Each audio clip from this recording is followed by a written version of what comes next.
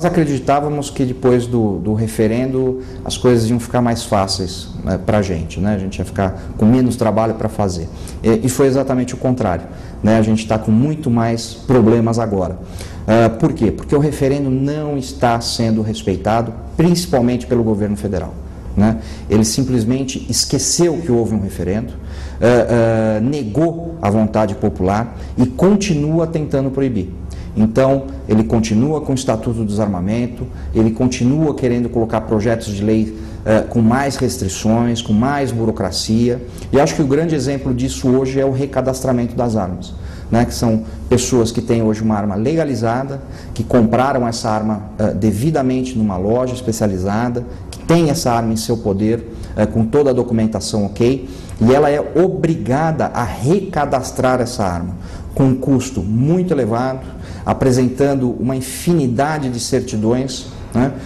Só pode ser feito na Polícia Federal, que gera um problema enorme para as pessoas que estão longe das grandes capitais, dos grandes centros urbanos, né? Isso vai fazer exatamente o contrário, vai fazer com que muitas pessoas acabem ficando na ilegalidade, né, em vez de se aumentar a legalidade. Eu acho que a inversão de valores que atinge o país não atinge só o país, ela é uma questão global, né? Então, o criminoso passa a ser vítima da sociedade, né? Ele deixa de ser criminoso e vira um excluído social, né? Que é uma forma bonita de se chamar o criminoso hoje.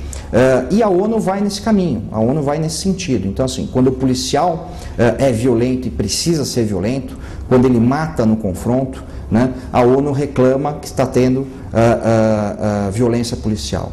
Agora, eu nunca vi a ONU e nenhum outro órgão de direitos humanos defender um policial que morre subindo os morros do Rio de Janeiro, né, ou morrem emboscados, como foi aqui em São Paulo, pelas organizações criminosas, né. Aí nunca há uma defesa. Há defesa sempre pelo bandido, né, pelo direito humano do bandido. O policial é sempre esquecido no país. Isso é uma questão muito fácil de entender, né? O policial, ele foi visto da década de 60 para cá, durante o governo militar, como a face da repressão, a face da ditadura. Então, os políticos que hoje comandam o país, na realidade, eles têm raiva da polícia. Eles não dão apoio, não dão incentivo, e quando morre um policial, eles dão de ombros e dizem, ele está aí para isso mesmo. Ao contrário, ele vê o criminoso quase como um igual, né? Quase como um par, que fez, na realidade, praticamente o que ele fez, né? Assaltou banco, sequestro, né? E aí depende, só muda a ideologia, mas o crime é o mesmo. E aí você tem o que a gente tem hoje, que é uma polícia desacreditada, e uma coisa, ela é violenta porque ela não tem outro jeito de ser, né? Ela não tem, como eu disse, ela não tem respaldo do Estado, nem da própria legislação brasileira. Por exemplo, por que aparecem grupos de extermínio da polícia?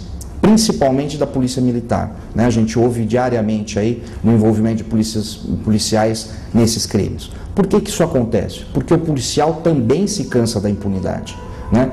Ele prende uma vez, ele prende a segunda, ele prende a terceira.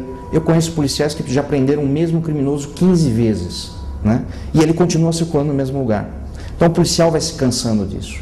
E ele acaba entendendo que a única forma de se livrar desse criminoso, até como para a segurança dele e da sua própria família, é exterminando esse criminoso. Então, no final das contas, a impunidade, né?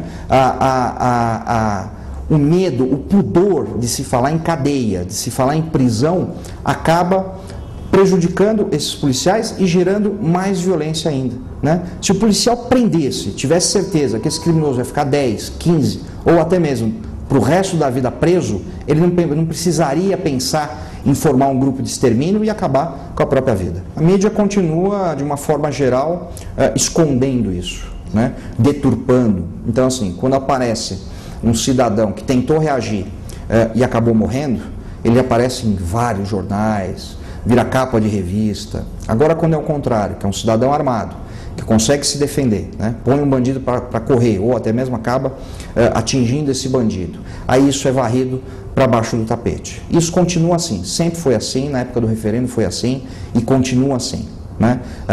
O espaço que é dado para se explicar sobre isso é muito baixo, é muito pequeno, né? E isso é muito ruim. Eu não acredito que eles tentem algo grandioso como foi o referendo, né? Eles perceberam o erro que eles cometeram, com certeza foi um excesso de confiança, né? Eles confiaram nas próprias mentiras, né? Então eles faziam aquelas pesquisas de você é a favor do desarmamento, aí dava 80%, 90%, né? Então eles mentiram tanto que até eles acreditaram, né? Eles acreditaram que eles podiam ganhar o referendo. Então eu não acredito em nada grandioso desse tamanho. Eles vão continuar fazendo o que estão fazendo hoje, aos poucos, né? Que é a tática do salame, né? Vão tirando um pedacinho do seu direito, mais um pedacinho, mais um pedacinho. E não é só a questão do desarmamento, a gente está vendo isso diariamente com praticamente todos os nossos direitos individuais.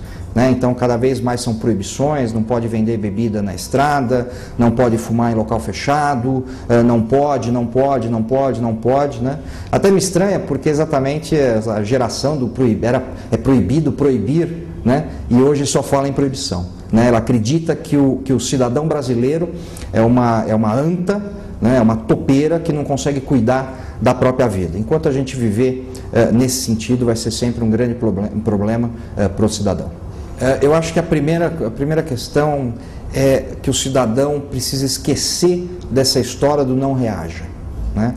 Eu não estou dizendo para a pessoa comprar uma arma e sair pelas ruas armado ou ter uma arma em casa. Não, por quê? Porque esse não reaja é algo muito maior do que parece. Essa campanha do não reaja, quando começou, não reaja, incutiu na cabeça do cidadão um sentimento de impotência. E impotência contra tudo, contra o próprio governo, né? Contra as arbitrariedades, contra os criminosos, ou seja, eu não sou nada, né? É o Estado que é tudo para mim, o Estado tem que me proteger, o Estado tem que fazer por mim, o Estado tem que me dar cesta básica, o Estado tem que me dar bolsa leite, o Estado tem que criar meus filhos, e não é assim, né? É isso que a gente é completamente contrário. Eu acho que o cidadão tem que ser responsável por ele, né? Tendo seus direitos, suas obrigações e seus deveres, né? Mas cuidando de si mesmo. Então, nenhum cidadão pode pensar assim, do não reaja para tudo, né? Eu acho que quando o cidadão começar a pensar assim, a gente começa a melhorar. E claro, né? Quando ele parar de trocar voto por cesta básica, aí com certeza a gente melhora mais ainda.